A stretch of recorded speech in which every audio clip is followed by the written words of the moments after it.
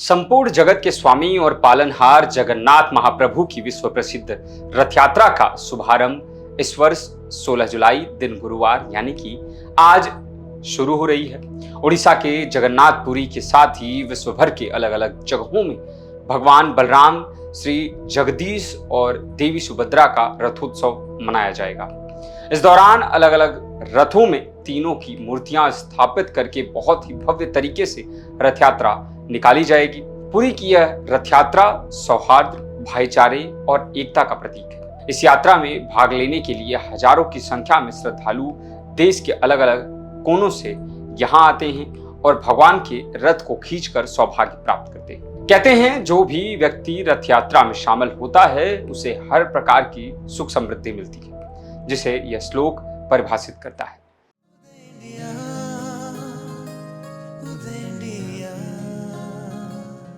रथारूढ़ो गच्छन पथि मिलति भूदेव पटलैः स्तुति प्रादुर्भावं प्रतिपद मुपाकर्ण्य सदयः दया सिंधुर्बंधु सकल जगताम सिंधु सुतया जगन्नाथ स्वामी नयन पथगामी भवतु मे। नमस्कार, उदय इंडिया डिजिटल में आपका स्वागत है। मैं हूं सात्विक उपाध्याय। जन जन के देवता भगवान जगन्नाथ की यात्रा का प्रारंभ हो चुका है। भगवान जगन्नाथ अपनी प्रजा से मिलने के लिए निकल चुके हैं। संपूर्ण जगत के स्वामी और पालनहार जगन्नाथ महाप्रभु की विश्व प्रसिद्ध रथ यात्रा इस साल गुरुवार 16 जुलाई यानी आज से शुरू हो रही है। विश्व भर में हर्ष और उल्लास का माहौल है। देश के अलग अलग हिस्सों में रथ यात्रा की तैयारियां अलग अलग तरीके से की जा रही हैं। रथ यात्रा के दौरान भगवान जगन्नाथ महाप्रभु अपने बड़े भाई बलभद्र और छोटी बहन भगवती सुभद्रा के साथ अपनी मौसी मां से मिलने गुंडिचा मंदिर जाते हैं।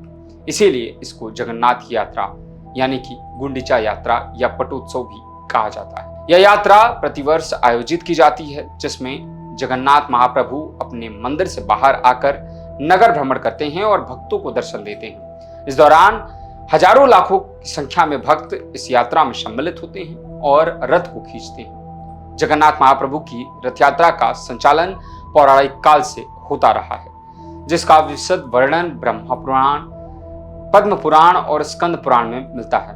कपिल संहिता में भी रथ यात्रा का उल्लेख किया गया है। रथ यात्रा आषाढ़ शुक्ल पक्ष की द्वितीया तिथि को निकाली जाती है और इस बार यह यात्रा 16 जुलाई को निकाली जा रही है। इस दौरान जो परंपराएं निभाई जाती हैं वह बेहद खास होती हैं। सबसे पहले स्नान पूर्णिमा यानी ज्येष्ठ पूर्णिमा के दिन जगत के नाथ श्री जगन्नाथ महाप्रभु का जन्मदिन मनाया जाता है।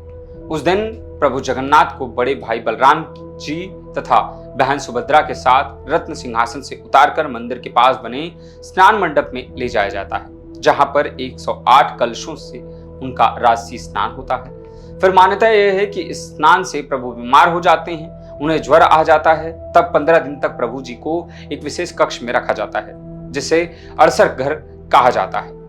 इस 15 दिनों की अवधि में महाप्रभु को मंदिर के प्रमुख सेवकों और वैद्यों के अलावा कोई और नहीं देख सकता।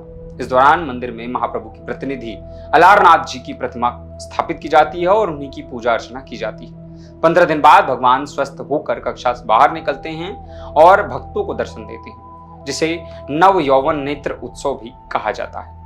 इसके बाद द्वितीया के दिन महाप्रभु श्री कृष्ण अपने बड़े भाई बलराम जी तथा बहन सुभद्रा जी के साथ बाहर राजमार्ग पर आते हैं और रथ पर विराजमान होकर नगर भ्रमण पर निकल जाते हैं। इस यात्रा के दौरान कई खास चीजें होती हैं, जैसे कि छेरा पहरा, पोहंडी विजय। जी हाँ, रथ यात्रा से जुड़ा सबसे महत्वपूर्ण अनुष्ठान छेरा पहरा होता है। त्योहार के दौरान कुरुक्षेत्र के गजपति महाराज अपनी राजा की भूमिका छोड़कर जगन्नाथ महाप्रभु के सेवक बन जाते हैं और छेरा पहरा अनुष्ठान करते हैं। और इसमें देवताओं और रथों के चारों ओर सोने के झाड़ू से सफाई करते हैं और अत्यंत भक्ति के साथ चंदन का पानी और पाउडर छिड़कते हैं। परंपरा के अनुसार गजपति राजा को कलिंग साम्राज्य का सर्वोच्च व्यक्ति माना जाता है। फिर भी वह जगन्नाथ की सेवा में झाड़ू लगाते हैं, जो यह बताता है कि जगन्नाथ महाप्रभु के सामने कोई भी न छोटा है और न ही बड़ा, सब एक बराबर होते हैं। छेरा पहरा अनुष्ठान यह संकेत देता है कि जगन्नाथ स्वामी के प्रभुत्व के आगे शक्तिशाली संप्रभु गजपति राजा और सबसे विनम्र भक्त के बीच कोई अंतर नहीं होता। छेरा पहरा 2 दिन तक आयोजित किया जाता है। रथ यात्रा के पहले दिन जब देवताओं को मौसी मां मंदिर में बगीचे के घर में ले जाया जाता है और फिर त्योहार के आखिरी दिन जब देवताओं को औपचारिक रूप से श्री कृष्ण मंदिर में वापस लाया जाता है। रथ यात्रा में तीनों देवताओं को जगन्नाथ मंदिर से रथों में गुंडीचा मंदिर ले जाया जाता है, जहां वे 9 दिनों तक रहते हैं। तत्पश्चात देवता फिर से रथों पर वापस श्री मंदिर में बहुधा यात्रा में जाते हैं। वापस रास्ते में तीनों रथ मौसी मां मंदिर में रुकते हैं और देवताओं को पोड़ा पीठा चढ़ाया जाता है, जो आमतौर पर उड़ीसा के लोग मुख्य प्रसाद के रूप में खाते हैं।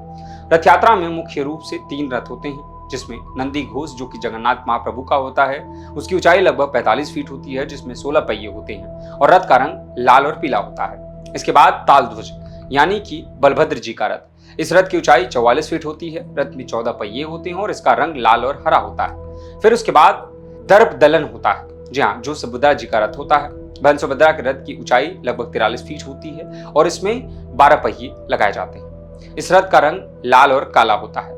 इन तीनों रथों को हर वर्ष नए काष्ठ से बनाया जाता है। इन्हें खींचने का कार्य भक्तों द्वारा किया जाता है और बहुत पुण्यदायी माना जाता है। रथ यात्रा के दौरान कई विशेष आयोजन किए जाते हैं, जिसमें पांडु का पर्व, गुंडीचा यात्रा, सुंदर वापसी, सुना बेसा प्रमुख रूप से मनाया जाता है।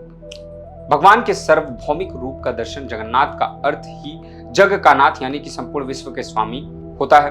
जब वे रथ पर सवार होकर मंदिर से बाहर आते हैं तो यह दर्शाता है कि भगवान केवल मंदिर तक सीमित नहीं है, बल्कि वे सभी के हैं, सभी के लिए एक बराबर है, चाहे वो ब्राह्मण हो, शूद्र हो, स्त्री हो, पुरुष हो, विदेशी हो, सभी के लिए एक जैसे होते हैं और उन सभी को भगवान का दर्शन मिलता है। यह रथ यात्रा एक मनुष्य को जीवन का प्रतीकात्मक संदेश देती है।